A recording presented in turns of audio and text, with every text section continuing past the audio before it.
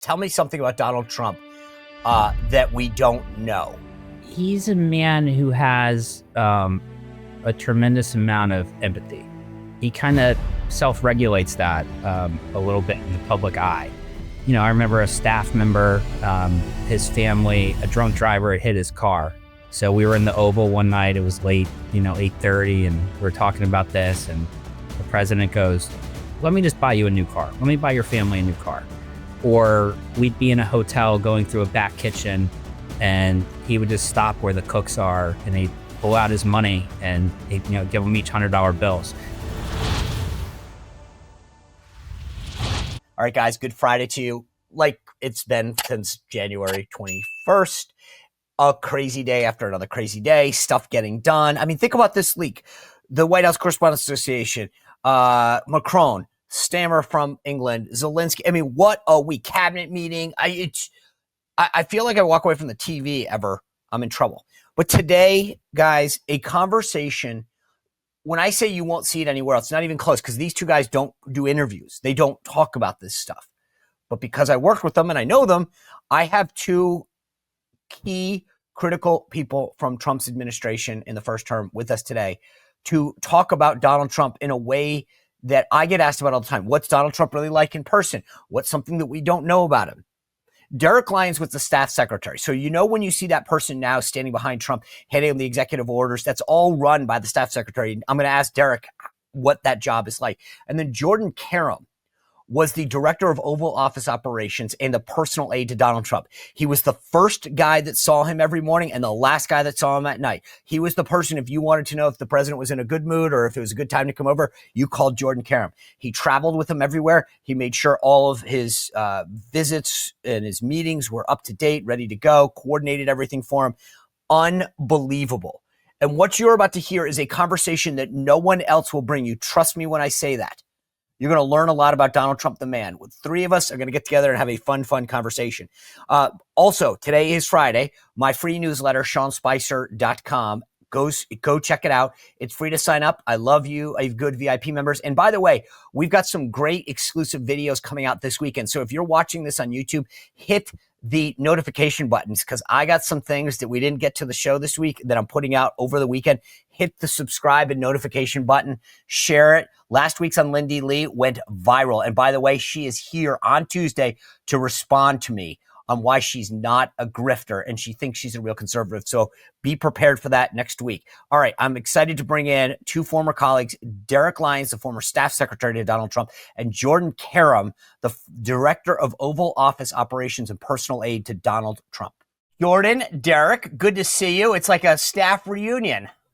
Sure is. Good Great to see you, Sean. Yeah. So I think one of the things that I thought would be kind of unique about this is that three of us work for the guy in different ways, and very few people get a window into who he is and how he operates. And so let's just start with this. How do you guys think, first Jordan and then Derek, like when you look at how this administration is operating in this White House, what stands out to you about what's different and what's the same? Jordan, I'll start with you. Yeah, I think what you've seen right now is a pretty cohesive unit that seems to be everybody's rowing in the right direction. And I think it's allowed the president an opportunity to execute on his agenda swiftly. And I think it's, the sequencing this time around, how they're doing things, it seems to really be working. So, I've been very impressed thus far. And, it's seems like it's a team and, it's seems to be going pretty well. Derek, do you look at it and like I joke, half joking, kind of sort of serious, when I watch how Caroline's doing and I say, I'm a bit jealous from time to time that there's a much more of a sense of control and command. As the former staff secretary, do you look at it and say, hey, we had a good process. It worked well for us. And I think it's working well for Will Scharf. Or are there aspects of it where you're like, wow, it's so much better to watch how they're doing it? Yeah, I think, with every iteration, like things got better. We got better with each day and passing month and week of the first administration. And, I think they're building on a lot of the foundation that was set back then and taking it to the next level. Will has obviously evolved the staff secretary role. And now he's, giving briefings effectively to the press about the content of the executive orders. And would you have wanted to do that? Would you have wanted to do that? Me, Sean, I've sort of evolved myself into this role of appearing in any sort of video form. So back then wasn't for me. Maybe now, with the role that he's playing, sure. But I think, it's just a different environment. Trump's idea or Will's idea? Like, you know what I mean? Like this to me was an interesting way of presenting the executive orders. And he sits there and says, Mr. President, this is an executive order which will allow you to do the following because blah, blah, blah, blah, blah. And then Trump says, thank you. And he signs it. Hold it. This is a good one. Is everybody listening? Deranged Jack Smith. We're going to call it the Deranged Jack Smith signing or bill. Go ahead. One law firm that provided pro bono legal services to the special counsel's office under Jack Smith's leadership was Covington and Burling.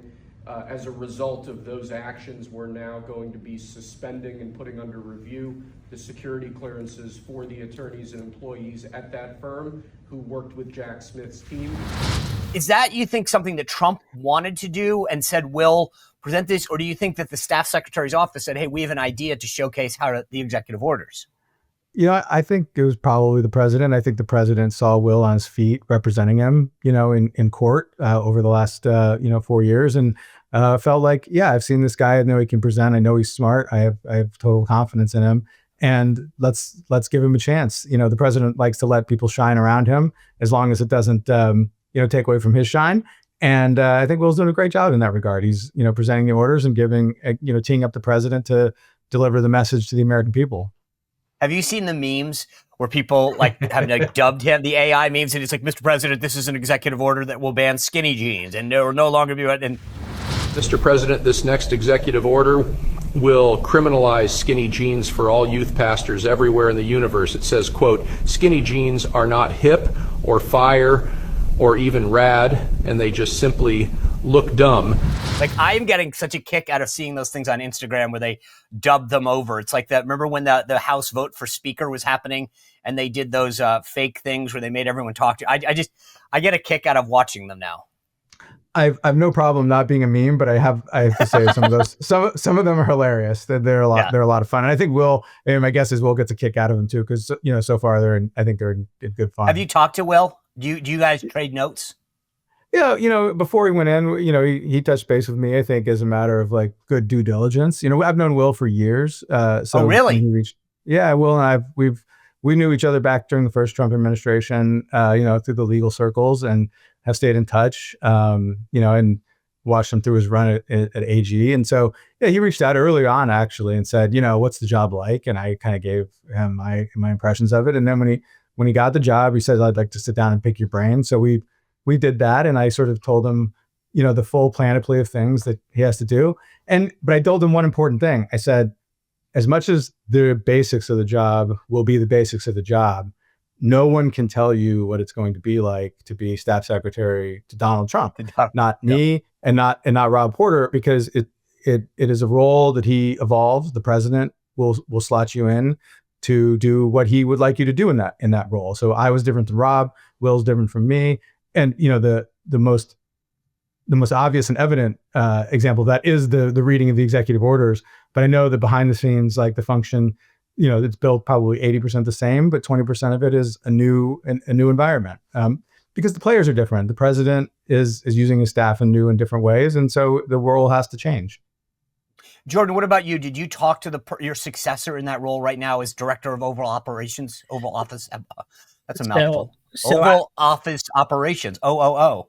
So I knew, so Walt kind of has that job now, and he was on the military side when I was there. So I worked very closely with him when he was the valet, and he is great. He gets the president, understands the job, so I can't speak highly enough about Walt. So I think he's doing a really great job, and he's been with the president now for, he's been with him a while, Yeah, So do me a favor. I want both of you to take a second. I'll start with you, Jordan, since you mentioned it. Walk me through what the director of Oval Office Operations does. And you mentioned Walt, who is now kind of taken that job. He was a valet in the first administration. I remember him. So can you just explain to people what those two roles are? Yeah. So, my job was kind of dual hatted. So I was the director of Oval Office operations and the president's personal aide. And, the outer oval, which is where I resided, which is the office just outside the door of the oval. It's a hubbub of activity. So in my job as director of Oval Office operations and personal aide, the first thing I would do, I would usually get into work about 8 o'clock, and I would kind of start reviewing the day and making sure if there was a speech that day, maybe calling over to staff sec, asking Derek, like, hey, like, do we have the speech? Kind of playing traffic cop a little bit. Just really having a good understanding. Like, I was looking long-term, but I was more preparing for my first interaction with the president that morning. So, so how does that happen? Does he walk down and you're standing there waiting for him, or does he call down, or do you go to him? Like, no, so how does that day start? So he's up very early. Yes. He's working, he's doing phone calls, all sorts of stuff. And then typically his first meeting of the day was the presidential daily briefing. So I would go up to his residence about 30 minutes before that meeting and kind of sit there and wait for him to come out. And, if we were getting close to it, you go and knock on the door, or, the secretary or John Kelly would call and be like, hey, like, are you guys coming down? Be like, yeah, we're down, coming in a minute. So anyways, he would come out. And then basically that probably 3.5 minute walk from his residence to the Oval Office was kind of, I gave him the rundown of the day. And then he told me things. So you're the first person he sees every day. Yes. Yeah. So right off the bat, is he upset? Is he in a good mood? Is he in a bad mood? You got to be prepared for, as Derek was alluding to earlier. I mean, anybody can get any job or ask any question, right? So I made sure, outside of knowing what he was doing that day, like, I had a very strong understanding of what was going on in the world and the country that day. Because he's going to ask about it, inevitably. So give me an example.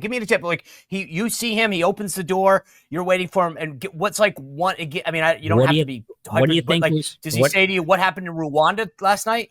What do you think we should do in Afghanistan? Right? And what do you say? I would give the answer of, hey, sir, you should talk to, General Mattis, and always, no, what do you think? And I'd be like, well, we've been there a while, sir. But here's the thing with Donald Trump that you guys know.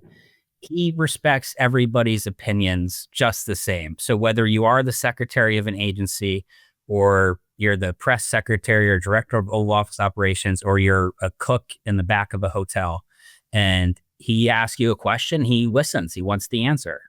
He's very inquisitive that way. And he takes more inputs than any president in history, right? I'm glad you said that. It's the same thing. It's amazing.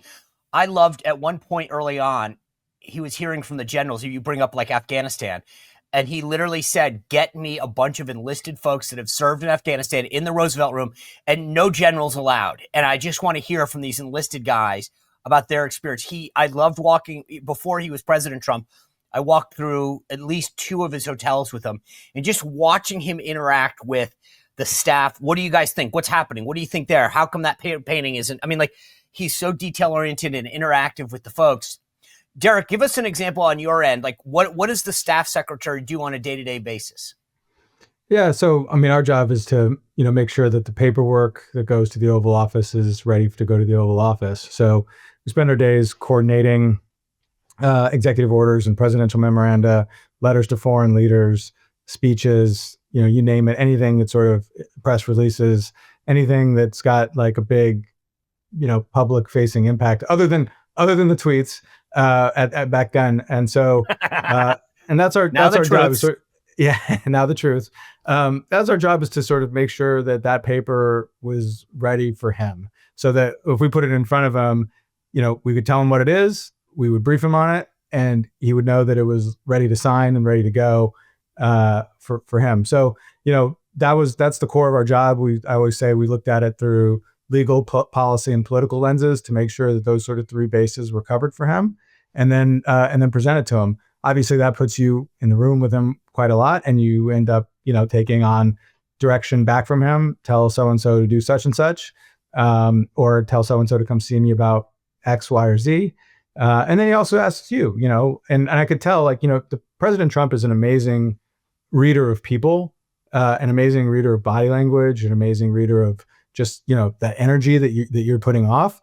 And so I could always tell that, if I was giving him something and I would tell him what it was, he would say, like, okay. And he'd like start signing it. Or he'd look at me and he would say, what do you think? And I'd say, well, like, this is what the cabinet secretaries are saying, and this is what your advisors are saying. And, everybody's pretty much in line with it. He's like, yeah, but like, does anybody have a problem with it? And I'm like, well, actually, like, there's a little bit of an objection from, Secretary whatever.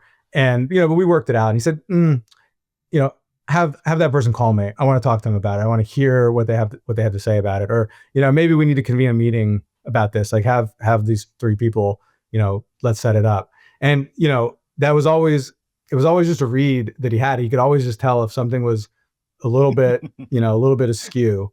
And it was the same way with speeches. We would try to make the speech process go smoothly, because he would know instantly if he had given us an edit and we hadn't been able to get it in time, or if something was wrong with the teleprompter or something like that. He would just know. And then, then he would say to himself, like, okay, like, the show must go on, but I can't trust, what's happening here. So I'm going to go give the show. And, he was just an amazing reader of situations. He would always know if something was a little bit off. And, so that's, we want to present to him that everything was the way that he wanted it to be. And sometimes he would ask, he would say, I told you to put this in there. Is it in there? And he would say, yeah, it's in there. And then he would say, show me. And you're like, okay. And he would show him. And if it wasn't exactly, like, if you had to make a change for one reason or another, like, I don't know, maybe there's a grammar issue, or maybe it just didn't fit on the page in the right way, or maybe there was like some little tweak that, you thought, he would say, that's not how I put it. Like, you're right. That's, I learned that, it didn't take me long, but I learned that pretty quickly. Like, just put it how he wanted it. And so that's what we would, that's how it would be. I remember the first joint address, and we were literally doing practice sessions. He was making the edits. And then at one point he was like, no, you guys I'm not going to come back until you've done, like, I've given you the edits. They're not in the speech. Cause like, there was like, again, pushback. Well, I don't know that we need that line. He was like, I'm not asking. Put it in the speech. I'll read it, but I'm not going to. He got really frustrated. It was funny how exactly what you're saying. I'm having like PTSD as you're talking about it. But when you guys have both seen these situations, he's asking you an opinion, and you're absolutely right.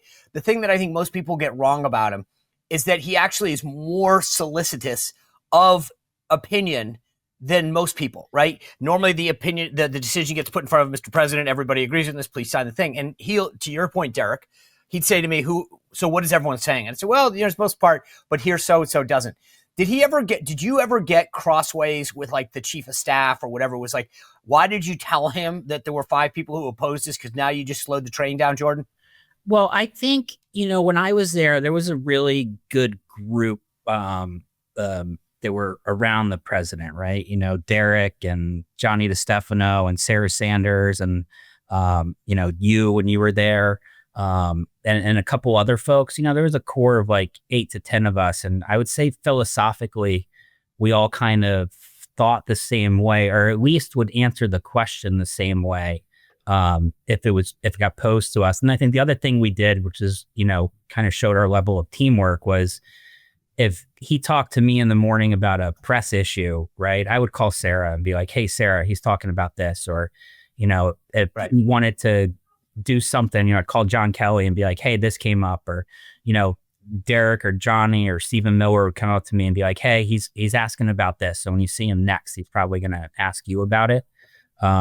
So I think we did a good job of kind of keeping everybody briefed up on kind of the interactions, so that he wasn't getting, at least from those close around him, varying inputs on things.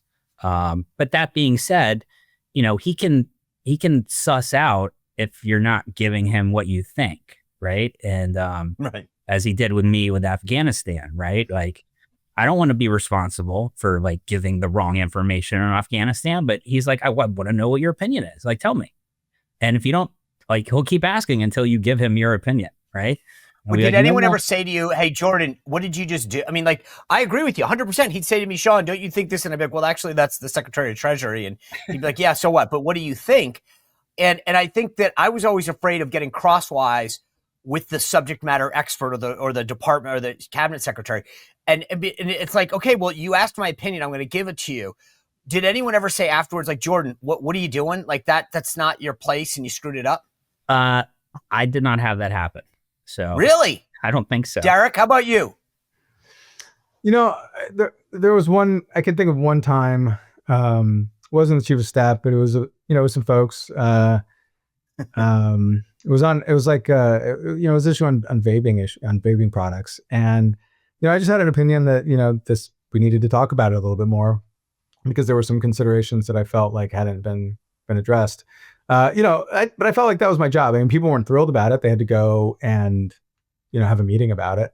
But at the end of the day, I think the process was improved. I think the outcome was improved. And at least, I always felt like he should be getting, if he wanted it, he should get the full panoply of views. And so I think people sort of expected me to do that. I wasn't, I never, if I had just ran in and said, okay, like this is the play and like it's somebody's play and I'm running it, like the staff secretary's office loses its credibility at that point. We have to sort of be an honest broker. So I think nobody ever yelled at me for really like presenting like alternative opinions. I think a couple of times, maybe some exasperation that, another meeting was required.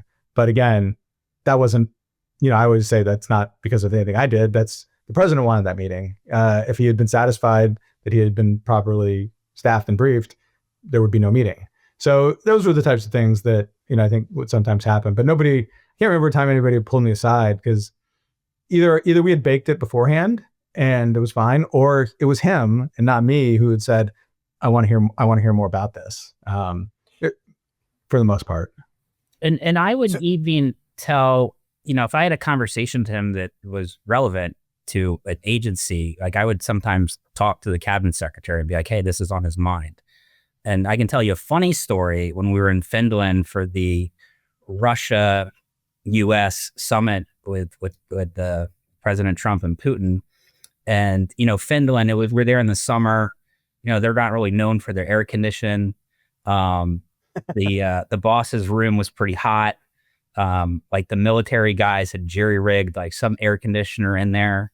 And anyways, the room was hot, right? And we had to get it fixed. But then he asked me in the morning, he goes, who picks the hotel rooms? And there's a difference between who picks them and who pays for them. They're picked by the White House. They're paid for by the State Department. I knew he was not happy with the hotel room.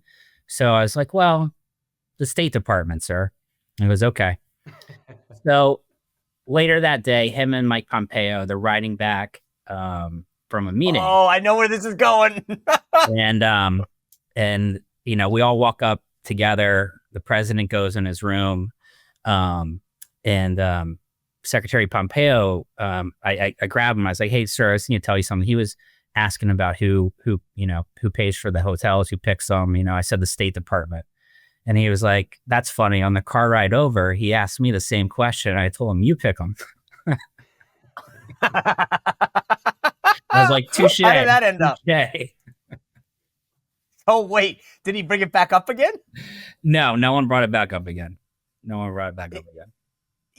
I look at this White House, I get the sense that, Derek, you're talking about the people, whatever, that there were a lot more people in at least the beginning part of the first Trump administration that would intentionally slow walk things that he wanted done. And this time, I think there are clearly a lot more people around him that he feels comfortable with that are on board on the agenda. Do you agree with that?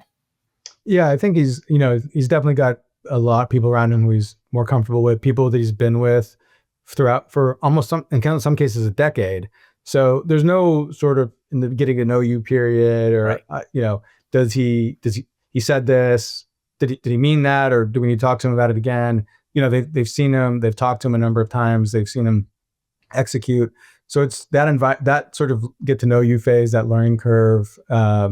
I think is gone.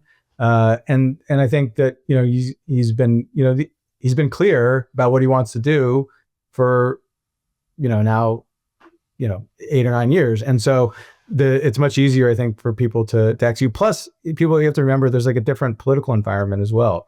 You know, his election was much different this time around than it was in 2016. Swing states, all the swing states, popular vote, et cetera.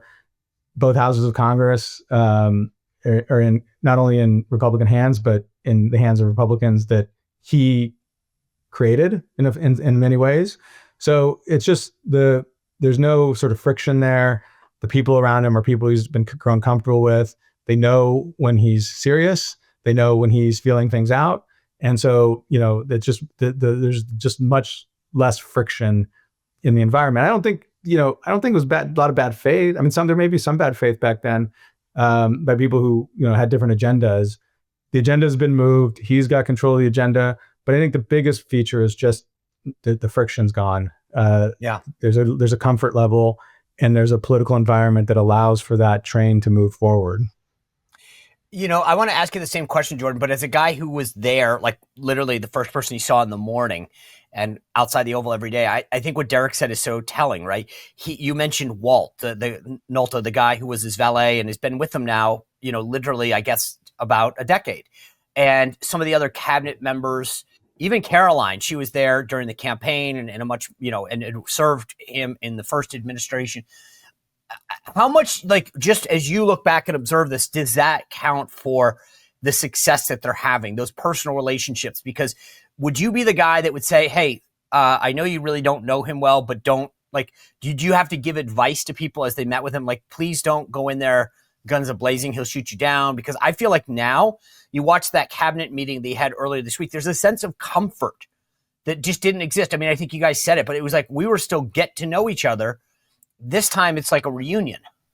Yeah, I think, you know, when President Trump came to town in 2017, you know, he was coming as a businessman, right? He had not worked, lived, operated in DC. So, you know, in terms of political friends, right, he was kind of coming to the town empty-handed in some respect. And this time around, he has friends on Capitol Hill. You know, he has people in DC he knows. He has a White House staff that's been with him longer. And when you look back at other presidents, right, all of these guys prepared their entire lives for the job, right? Which means that they had, you know, staffs as governors, staffs as senators, you know, all that sort of stuff. So they had a robust Rolodex to pull from.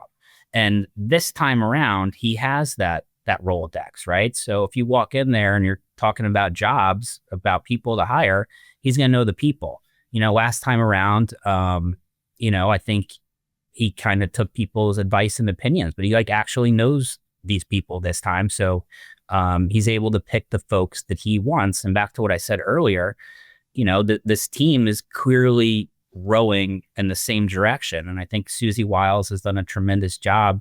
Yeah. You know, the beginning of our administration, there were a couple of different power centers in the White House. You know, there's one power center right now with Susie, which I think allows the train to be a little more on the tracks and on time in terms of process, organization, all that sort of stuff.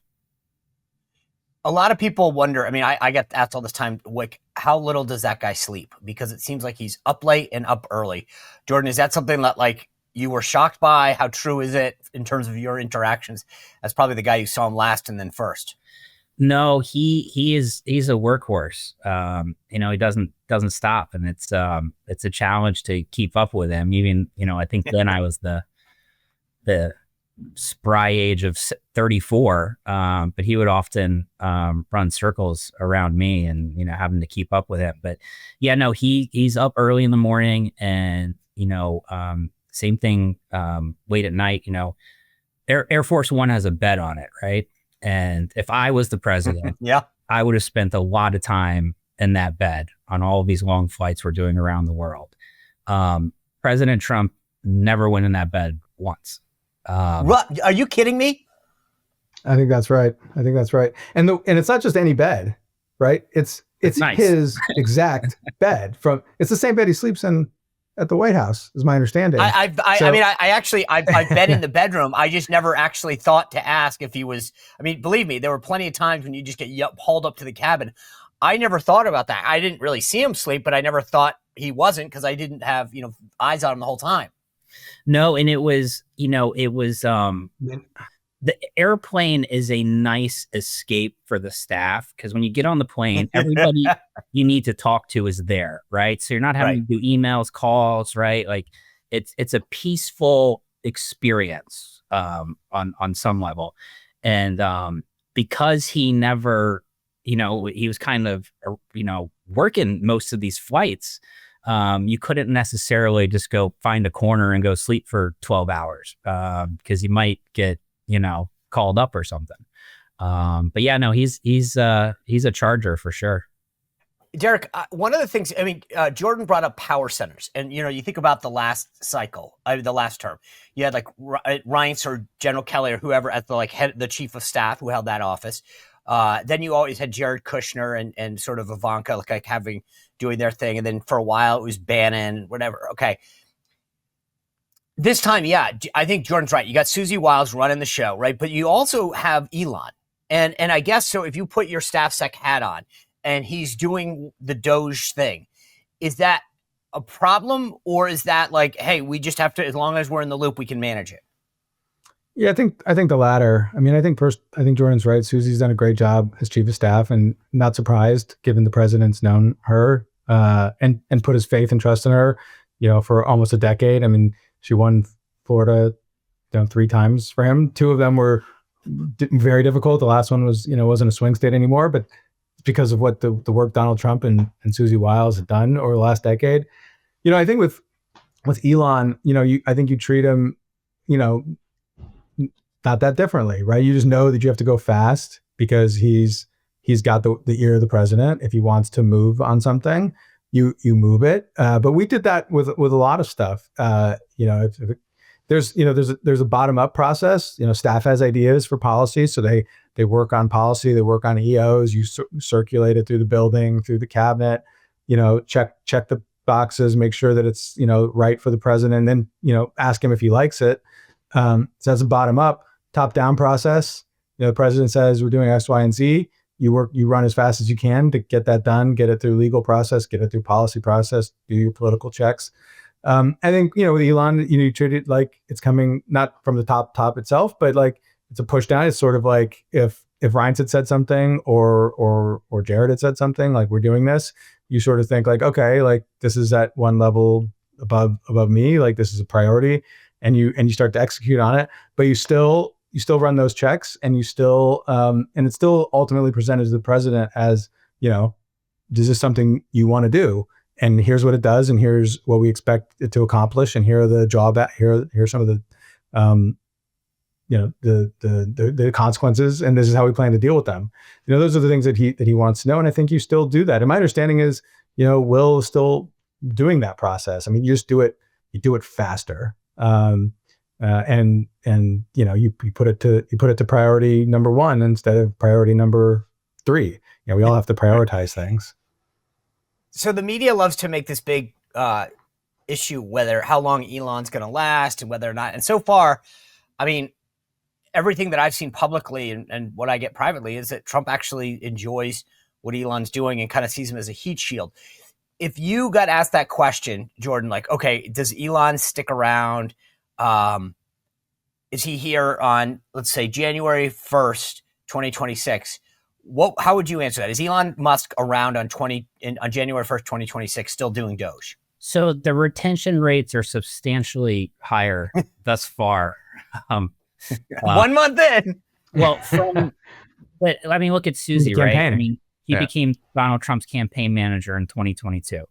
And anybody who was a betting man at the time, it's like, okay, will this person be the chief of staff, come January 2025? And I don't know what Vegas would have put the odds at, right? But, clearly there's people around him now. Looks like they have the right people there. And everybody's a team. It seems to be going, pretty well. So to answer your question is, I think Elon does stick around. Clearly he has a lot of value and ideas to add, kind of a new way of thinking on how to kind of look at government. And, as Derek was saying, he clearly has a relationship with Elon, and it's going well. So, I think it's different than Trump 1. And if you'd asked me that question 6 months ago, I would have said, well, Trump 2, it's going to be the same movie, but with different actors. And, thus far. But season 2 is so much, it's like White Lotus. Well, I think season 2, there's left cliffhangers so far versus season 1. That's right. So, Derek, do you agree? What do you think about Elon? I do. I mean, I think Elon's mission driven. And so as long as the mission is there, I think he'll try to continue to execute on it. I don't know. I don't want you sort of like, say that you've completely, made the government as efficient as possible. But I think as long as he sees that he's able to be, extracting or driving value into the process, he'll stay. Elon has a thing where he says you should leave any meeting the moment you realize you're not adding value to it. And so I think he'll apply the same metric here. The moment he thinks that he's not adding value, he'll probably, go on, and because he's not a guy that wants to sit around and waste his time. As between the president and Elon, my read of it, and this is just my read. I've asked neither man, so I only speculating. But the president likes to go fast. He likes to be hard charging. He wants to get things done, and if it's not exactly right, that's okay. You fix it and you keep going because, as a football coach once told me, if you're going to make a mistake, make it going 100 miles an hour. I think that's how the president views it. And I honestly think that's how Elon views it. So I think the two of them have like found that, and are simpatico over on that metric. And so as long as that's, as long as that model is working, I think that the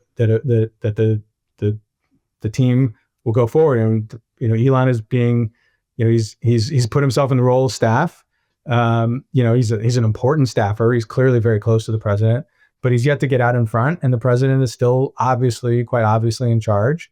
And that's great. And so when that stays, and as Elon thinks he's adding value, I think he stays. Now he has companies to run, and he's got other value to create. So, who knows when that sort of starts to pull on him. But I don't see it as being a divorce in waiting. It's when and if there's a separation, it will be because they both said, okay, like we're going to focus on this now, and this was great, and I'm going to go focus on that, and let's stay in touch. That's I don't think it's going to be a divorce. It's just going to be a natural. This is when it was supposed to go. Yeah. I think go ahead. No, I was just going to say, one of the questions I get most often when I'm doing speeches or events is, tell me something about Donald Trump that we don't know. Jordan, how would you answer that? He's a man who has a tremendous amount of empathy, and he kind of self-regulates that a little bit in the public eye. And, behind the scenes from, I remember a staff member, his family, a drunk driver had hit his family's car. So we were in the Oval one night. It was late, 8:30, and we were talking about this. And the president goes, let me just buy you a new car. Let me buy your family a new car. Or we'd be in a hotel going through a back kitchen, and he would just stop where the cooks are, and he'd pull out his money and give them each $100 bills. And I always wondered, I was like, where did he get the money from? Because I was the one who always did that stuff. So I'm like, but anyways. What do you mean you did that? Did what? Did what? Needed things like that, right? Like if we were going to. So let's just wait, play this out. I didn't know this. So if Donald Trump says, I need $100, $200. No, it wasn't. It wasn't. It was if we were going to say do an OTR stop at a diner or something. Off the record. Okay. I'd give him the cash. But I knew kind of all of the possessions he had, right? And I never like saw cash. So it was always interesting to me. And then did you ever ask him, how do you get this money? Like, where did it come from? no. I wondered the same thing. I've seen him. He'll whip out the cash and give hundreds to the cooks or to the wait staff or whatever. And I'm like, how the president like doesn't go to the ATM? My speculation is that it's in his golf bag, but I don't know. And then, my father passed away like 2 days before the midterms. And, we were flying that day and we got back at 2 a.m. and he was, he had called me up in the cabin, just like had this nice talk with me. And, I just remember the whole day, like, I'd be like, how you doing? So he has that side of him, that I wish people would see and understand. But he does care, and he cares a lot. Yeah, it's funny you say that. That's exactly what I tell him. From personal experience, my father died right after the 2016 campaign, and it was Donald Trump who made one of the first calls to me and said, I heard about your dad and anything you need and da-da-da-da. And then I saw him with other people. I think you guys might remember Chief Ryan Owen was killed in an operation early in the administration. He called his wife, Karen. Yeah. And I just sat there in the Oval while he was talking to Karen and the kids about Ryan and the sacrifice he made. And it was like, I'm getting teary-eyed. And I'm with you. I don't understand. Like, I get it. He wants that tough exterior, but he when the time calls for it, he knows how to be unbelievably empathetic. Derek, what's the thing? And since we've taken this off the table, you can't use it. What is your one thing that you say to people who want to know that Donald Trump that we don't get to see every day? Well, I'll take it and pivot off of it because so I have my own father's story, which was that my dad had an embolism and I had to leave. He almost died. I left my work at the White House and went to him, and everything was okay. When I got back, the president made sure to ask, is everything okay? How's your father, et cetera. And then a year later, my parents visiting DC, and I had him out at the Marine One departure, and he came over and shook everybody's hand, and he saw my father. And in addition to saying a bunch of nice stuff about me, he remembered and said, how are you doing? Everything okay? And checked in on him.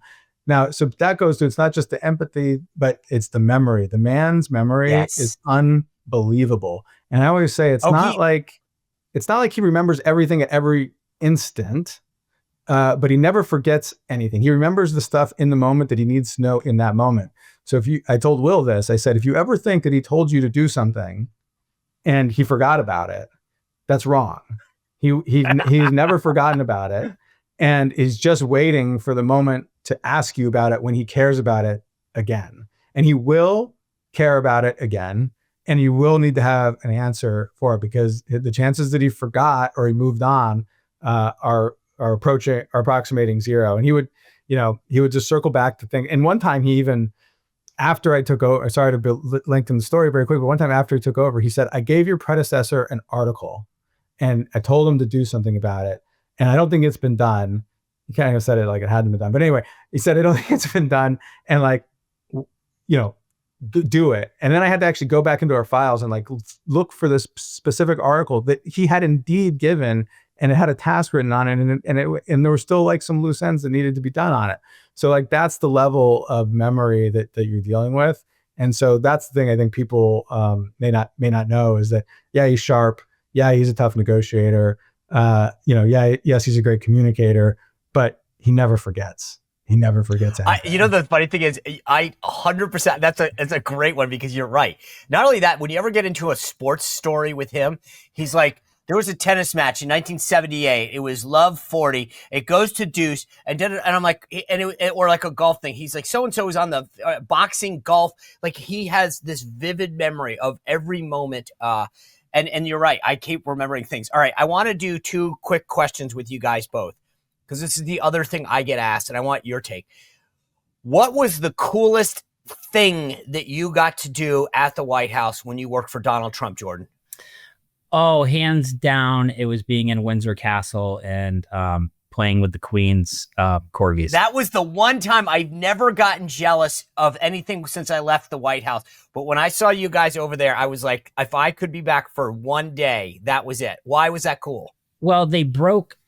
So the majority of the people that were traveling, actually everybody that was traveling had to go to like a room in Windsor Castle. So only the president, the first lady's chief of staff, the president's chief of staff, and me got to go to the tea with the queen. And I remember the Tony Johnston Burke, who was the master of the house for Windsor Castle, because basically the queen walks over after they review the troops and with the president, and the president, introduces his staff to the queen. That's the protocol. So the master of the house was like, okay, everybody lines up here. And then I don't line up there. I go off to the side. And he was like, well, Jordan, what are you doing? I come over here and meet the queen. I was like, that's not my job. And General Kelly looked at me and smiled, and he's like, that's why you have that job. But anyways, we got to go up there, and they go into this tea thing, and I don't even realize what's going on. I see these dogs, and next thing you know, I'm on the ground, and it hits me. And I'm a big fan of Tudor history, so being in Windsor Castle is very cool. But I'm on the ground playing with the queen's dogs, and it was like, all right, I have the coolest job in the world. That's awesome. Derek, what about you? I there were a number of things in foreign countries, but I think the one thing that was particularly special to me was I got to be in the room with, in the residence with the president when he was signing the commission for Brett Kavanaugh to become the next justice on the U.S. Supreme Court. It's particularly special for me because I started my legal career as a law clerk to Judge Kavanaugh. So to be, and then Brett Kavanaugh was the staff secretary to President Bush. Right. So to be the staff secretary to President Trump, as President Trump was signing the commission for, the man That's who cool. started me off on my legal career, was a particularly special moment for me. Awesome. And, it was just one of those things.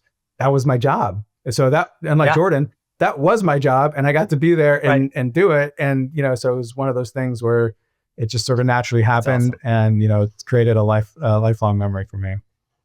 All right, one word or one name answer, because this is the last thing I'm going to ask you guys.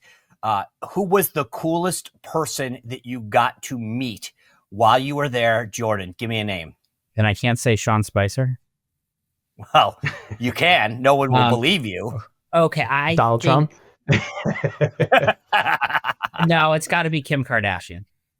Okay. Derek Lyons, who was the coolest person that as staff secretary you got to meet?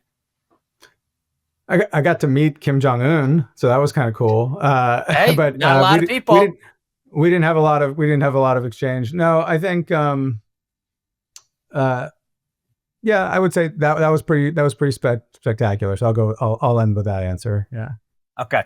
Well, guys, thank you for being here. I love this conversation. I think we brought people a sense of who he is as a man and how he operates that you won't see anywhere else. So I appreciate your time here on a Friday. Thanks for being with us, guys. Remember, my newsletter is up today. Brand new one out. Go to SeanSpicer.com. It is free. Trust me, we're going to have a lot of happening over the weekend. It's just how it works in Trump world. We'll break it all down for you Monday when we come back. Thanks for being here with us. We'll see you on Monday. Have a great weekend. Take care. Well, if you enjoyed this content, make sure to like this video, subscribe, and click the notification bell to get more.